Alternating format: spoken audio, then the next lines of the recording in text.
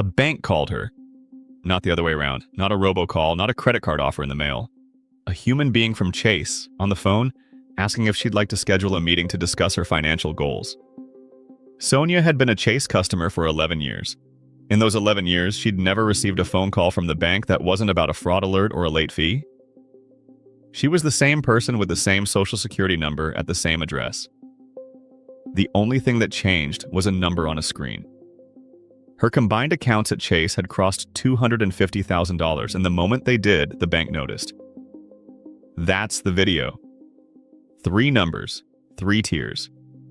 3 completely different experiences inside the same banking system, determined entirely by how much sits in the account. I'm Warren, and the thing about this topic that genuinely entertains me is how transparent the tiering system is once you know where to look. Banks publish their thresholds. They're not hidden. They're on the website, usually under a tab called something like Preferred Rewards or Private Client.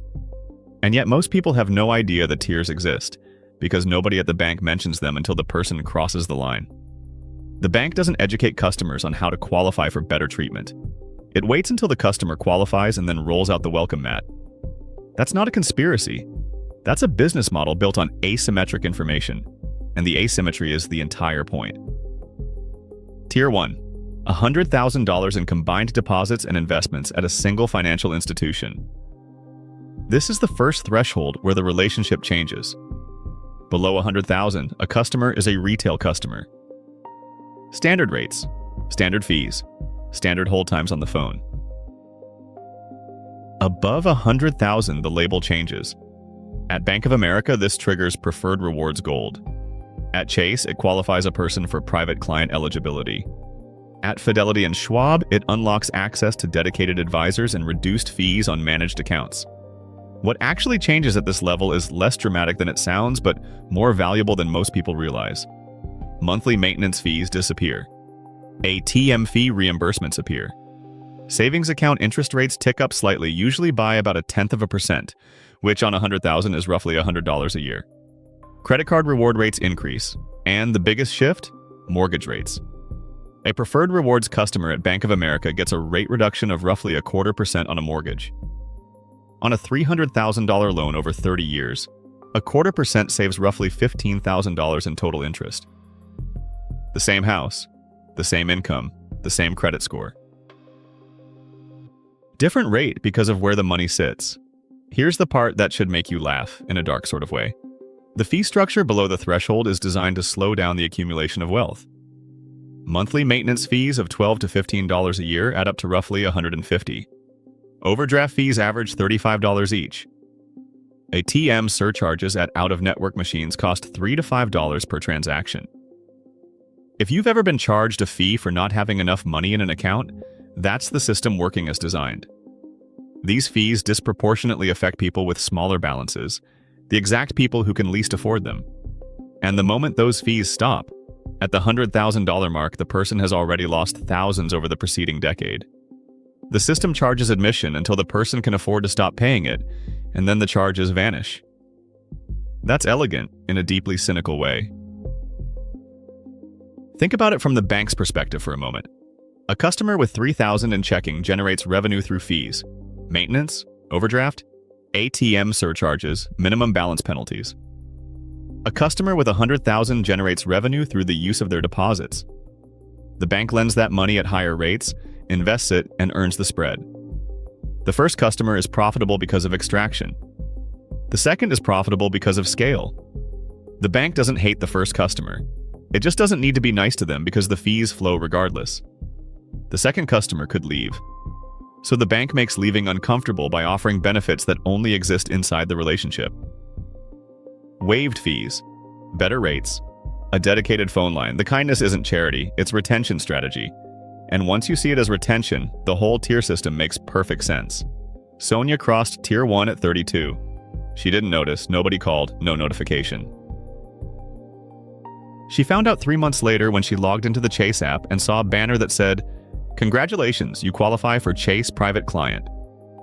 She clicked it. The benefits page listed fee waivers, rate discounts, and access to a dedicated banker. She'd been eligible for 3 months without knowing it. The bank didn't rush to inform her. That 3-month delay is worth noting because it reveals the bank's posture to typo. The benefits are available, but the bank doesn't proactively offer them. The customer has to discover them, and discovery favors the informed. Tier 2, $250,000 to $500,000. This is the range where the banking experience genuinely transforms. At Chase, private client requires $250,000 in combined deposits and investments, and the relationship includes a dedicated banker, priority phone lines, waived wire transfer fees, and access to investment products not available to standard clients. At Bank of America, Preferred Rewards Platinum kicks in at $100,000 and Diamond at $1 million, but the $250,000 range is where most banks shift from automated to human. The person gets a name, a phone number, a person who remembers their situation from the last call. The rate differences at this tier become significant. Mortgage rate discounts of up to 0.5% are common. Credit line increases happen without asking. Overdraft protection is automatic and free. And the bank begins offering products that aren't advertised publicly. Higher yield CDs available only to preferred clients, investment management at reduced fees, estate planning consultations bundled into the relationship. Sonia's call came at this level. $250,000. 11 years of banking, and the phone rang for the first time because a number on a screen passed a threshold. She took the meeting. The banker, whose name was James, sat across from her at a Chase branch in Scottsdale on a Tuesday afternoon. He had her account history pulled up before she sat down.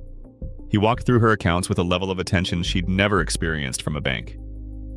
He identified a savings account earning essentially nothing and moved it to a higher yield option available only to private client members.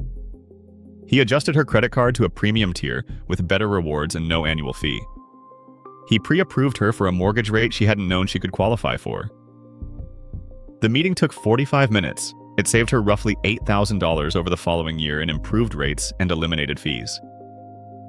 45 minutes, $8,000, because a number crossed a line.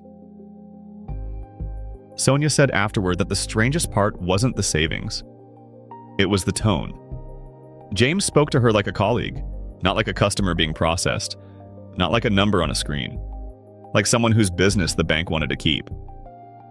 She'd been a customer for 11 years, and this was the first time the bank had ever expressed interest in keeping her.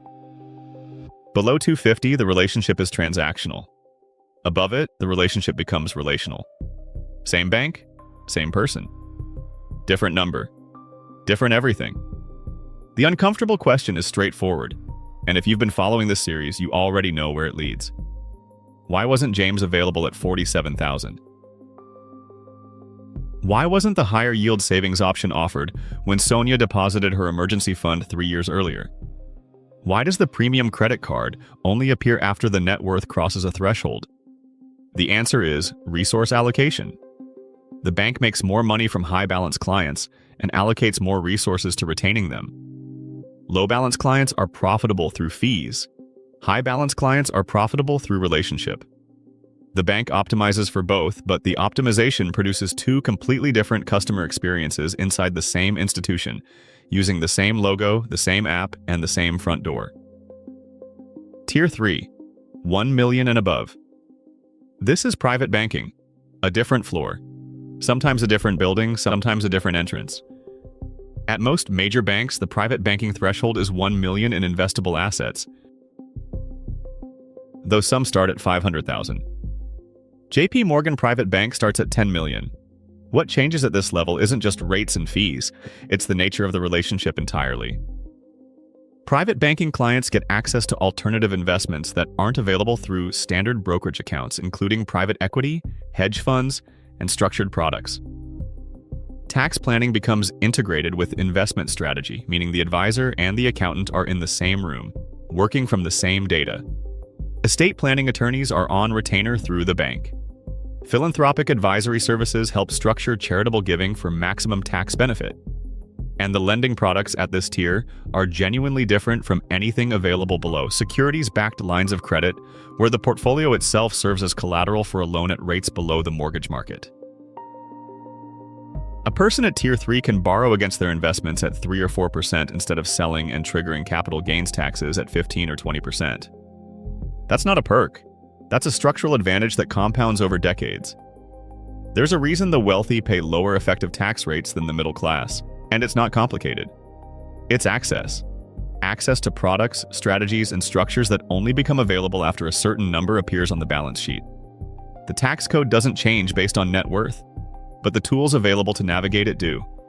Tier 3 is where those tools unlock. Most people watching this video aren't at Tier 3. That's fine.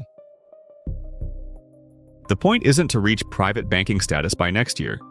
The point is to understand that the financial system has layers, and each layer offers a meaningfully different experience. A person at $47,000 and a person at $250,000 are using the same bank, but they're not living in the same financial universe. The products are different, the rates are different, the attention is different. And the gap between the two isn't just money.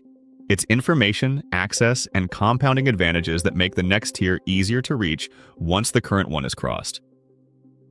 Here's the protocol. Consolidation is the fastest lever. Most people have accounts spread across 3 or 4 institutions. A checking account at one bank, a savings account at another, a Roth IRA at a brokerage, a 401k at their employer's provider. Individually, none of these cross the threshold. Combined at a single institution, they might. Sonia consolidated her Chase checking, savings, and brokerage accounts. That consolidation, moving about $40,000 from an old Ally savings account and rolling an orphaned 401k from a previous employer into a Chase IRA, pushed her over the $100,000 line without adding a single new dollar. Same money, different address, different tier. The second lever is the employer 401k. At Fidelity and Schwab, the 401k balance counts toward the relationship total. Many people don't realize this because the 401k is managed through the employer portal, not the personal brokerage. But the balances aggregate. A person with $50,000 in a Fidelity Roth IRA and $60,000 in a Fidelity managed 401k is at $110,000. Tier 1, without knowing it, without being told. And that's the detail that captures the entire system in miniature. The tiers exist, the thresholds are published, the benefits are real and measurable. And the bank's primary strategy for managing them is silence, not secrecy. Silence. The information is available, it's just not offered. The customer who finds it benefits. The customer who doesn't continues paying full price. Every video in this series has followed the same pattern. The rules exist, the math is public, and the advantage goes to whoever reads the fine print. Credit scoring in video 6, investment order in video 7, portfolio construction in video 10, and now banking tiers. The system doesn't hide the rules, it just doesn't announce them. If you've been banking at the same institution for years without ever checking the tier thresholds, the relationship summary page is the place to start. The number might already be there. And if it's not, now there's a target to aim for. Because every threshold in this series, from the first $10,000 in video 1 to the banking tiers in this video, shares the same property, the system changes the moment the number is crossed. Not before, not gradually, at the threshold. And the person who knows where the thresholds are reaches them faster than the person who doesn't. 3 milestones, 10,000, 100,000, 1 million. Each one changes not just the math, but the psychology, the behavior, and the identity of the person who crosses it. That's the next video. The milestone series starts now. Here's what to do with this information tonight. First, pull up the relationship summary at the primary bank. Every major institution has one, usually under account settings or relationship overview. It shows the combined balance across checking, savings, CDs, and investment accounts. Compare that number to the published tier thresholds on the bank's website. If the total is within 10 or 20,000 of a threshold, consolidation from another account could push it over. Second, check whether the employer's 401k is held at the same institution as the personal accounts. At Fidelity and Schwab, the 401k balance often counts toward the relationship total. A person with $50,000 in a personal Roth IRA and $60,000 in a Fidelity managed 401k is at $110,000. Tier 1, without knowing it, without being told. Third, if the balance is already over a threshold and no contact has been made, call the bank and ask. The benefits don't always activate automatically. Sometimes the customer has to request the upgrade. The bank won't volunteer that information either. The milestone series starts next. Series.